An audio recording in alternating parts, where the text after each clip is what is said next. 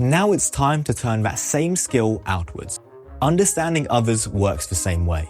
It's all about gathering data. The first rule: don't cut yourself off from the evidence. That means not interrupting people, not jumping to conclusions, and not rolling your eyes or pulling faces while they talk. Every time you do that, you're missing information that could help you understand where they're coming from. And don't stop at just hearing the words. Words can be slippery. When someone says they're fine, that might mean they're stressed, upset, or genuinely fine. It depends on the person. So you need to look deeper. Pay attention to how they say things. Look for patterns. Do they shut down under pressure? Do they get fidgety around certain topics? Do they seem extra quiet in group settings? These small details often tell you more than words alone ever could. Once you've gathered this data, you can't just sit on it. It's not enough to understand someone's perspective. You have to actively incorporate it into your solution.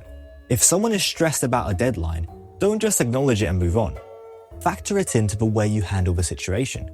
Maybe you give them more clarity on what needs to be done, or offer to collaborate on the task to make it less pressure. Incorporating someone's perspective doesn't mean you have to agree with them or change your mind. It means that you're showing a genuine interest in their side of the story, and that you're willing to let that influence the outcome in a meaningful way. Emotional intelligence only really works when you've got both parts in play. Because understanding yourself without understanding others, that's a recipe for tunnel vision. You risk steamrolling people without even realizing it. You might be confident, clear on your boundaries and sure of your feelings, but completely blind to how you're affecting the people around you.